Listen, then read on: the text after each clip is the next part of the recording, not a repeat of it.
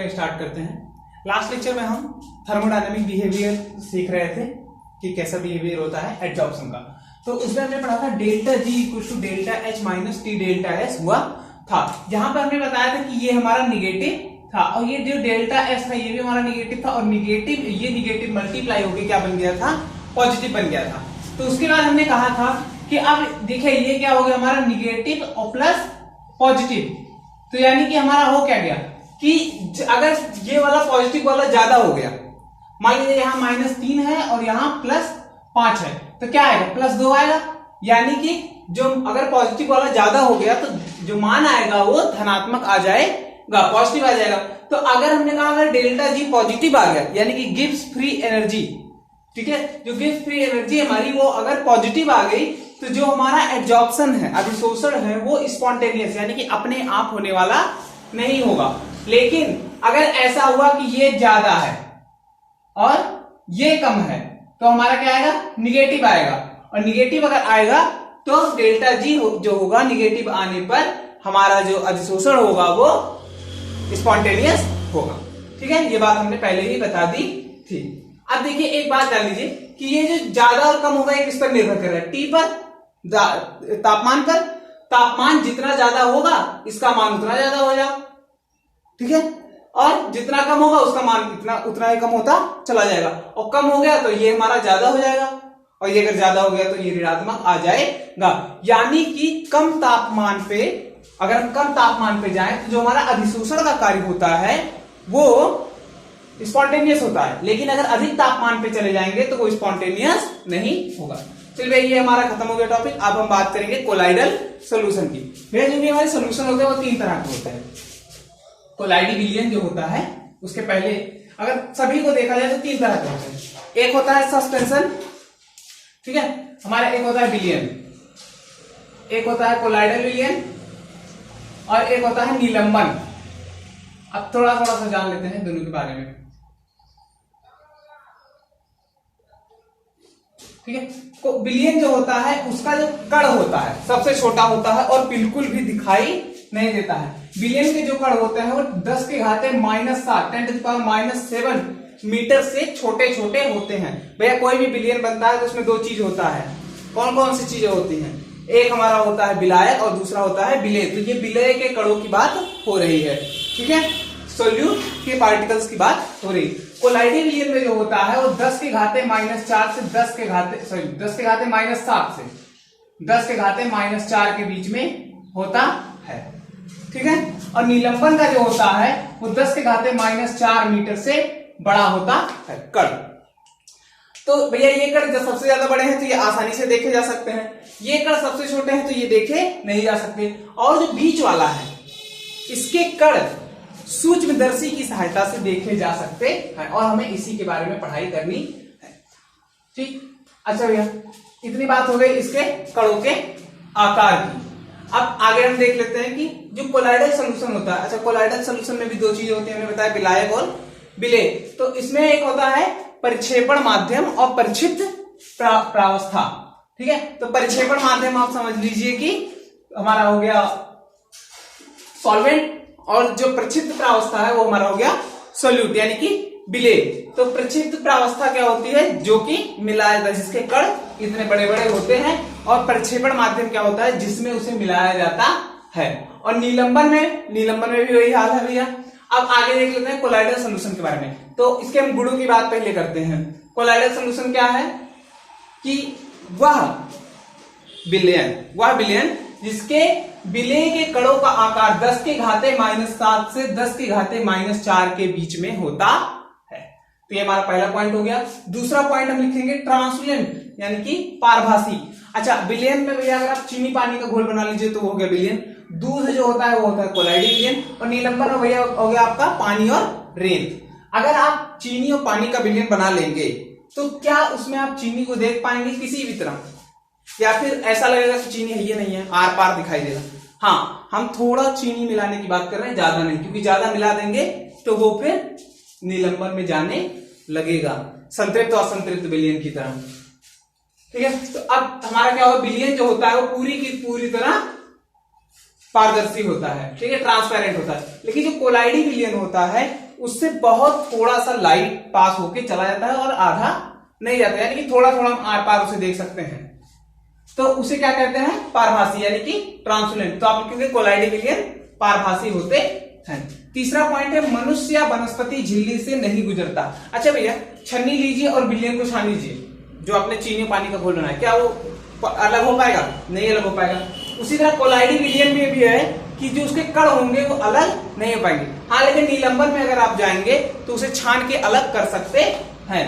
तो इसमें क्या है कोलाइडी विलियन में कि ये छन्नी से छानने पे तो अलग नहीं होंगे, लेकिन अगर हम ह्यूमन या वेजिटेबल मेम्ब्रेन्स ले लें तो उसमें जो छेद होते हैं वो बहुत छोटे होते हैं, तो उनसे कोलाइडी विलियन के कण अलग किए जा सकते हैं। अच्छा भाई, कोलाइडी विलियन आपने अपनी लाइफ में देखा होगा, दूध होता है और जितनी भी दवाइयां आती हैं सिरप पीने वाला, वो सबका सब कोलाइडी विलियन ही होता है। और जितने भी कोलाइडी विलियन आते हैं उनको कहा जाता है कि भैया उसको मिक्स अच्छे से कर लीजिए और उसके बाद इसका उपयोग कीजिए।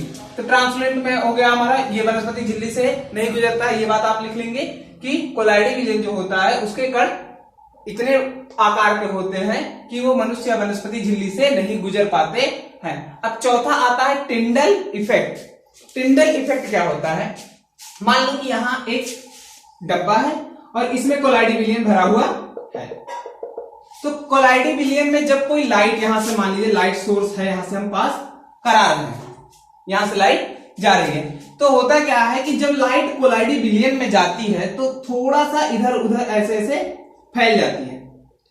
तो अब ये देखिए आप शंकु की आकार का बन गया कि नहीं, और यही जो शंकु होता है इसे ही हम कहते हैं टिंडल शंकु। ठीक है, टिंडल शंकु से कहते हैं और इसी प्रभाव को टिंडल प्रभाव कहते हैं। तो इसमें आप लिखेंगे कि जब कोलाइडी विलियन से प्रकाश को गुजारा जाता है तो वह या फिर उसके कण प्रकाश को इधर उधर फैला देते हैं, जिसकी वजह से शंकु की आकृति बन जाती है, जिसको टिंडल शंकु कहते हैं, और इस प्रभाव को टिंडल प्रभाव कहते हैं। अच्छा भैया, इसको कैसे देख पाएंगे? इसको हमें यहां ऊपर से देखना पड़ेगा, वो भी सूक्ष्मदर्शी की सहायता से। तो ऊपर से हम देखेंगे सूक्ष्मदर्शी की सहायता से, तब जाके हमें टिंडल इफेक्ट दिखाई देगा। अब आती है बात ब्राउनी गति की। ब्राउनी गति में देख लेते हैं। ब्राउनी गति क्या होती है कि अच्छा हमारे विलियन में तो कण दिखाई नहीं देते, और नीलंबर में जो होता था वो कण क्या होते थे, नीचे बैठ जाते थे, लेकिन इसके जो कण होते हैं कोलाइडी विलियन के, ये बैठते नहीं है। तो होता क्या है, कहा क्या जाता है कि जो पृथ्वी होती है वो हर एक चीज को खींचती है, लेकिन जो कोलाइडल सॉल्यूशन होता है, कोलाइडल विलियन जो होता है हमारा, उसके जो कण होते हैं वो उससे जीत जाते हैं, मतलब ऐसा जीत जाते हैं कि वो नीचे बैठते ही नहीं है। तो ऐसा कारण क्या है? कारण ये है भैया कि उनका जो आकार होता है और जो उनका भार होता है वो इस तरह होता है कि हमें पता है पहले कि पानी में कोई चीज डुबोएंगे, आर्किमिडीज का सिद्धांत है कि कोई भी चीज अगर आप पानी में या फिर किसी भी विलियन में डुबोगे तो अपने आयतन के बराबर अपथ्रस्ट लगाता है, यानी कि ऊपर की तरफ बल लगाने लगता है। तो उसी तरह मान लीजिए इसके कण भी है, तो इनका इस तरह आकार होता है और इस तरह इनका आयतन होता है कि जितना भार नीचे mg फोर्स लगता है, भैया mg फोर्स लगता है, जो बल लगता है नीचे गुरुत्वीय बल, उतना ही इनका आयतन भी लगभग होता है। और ये इधर उधर अपना घूमते रहते हैं, कहीं भी घूमेंगे, ऐसे कोई यहां चला जाएगा, फिर यहां चला जाएगा, फिर यहां, मतलब कहीं भी ऐसे पूरे सोल्यूशन में, पूरे विलियन में घूमते रहेंगे।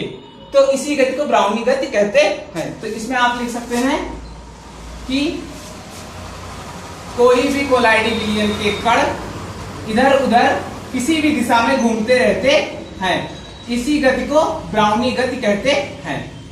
ये गुरुत्वीय बल से जीत जाते हैं क्योंकि इनका आकार और इनका भार इस तरह होता है कि इन पे गुरुत्वाकर्षण गुरुत्वीय बल का कोई प्रभाव नहीं पड़ता है।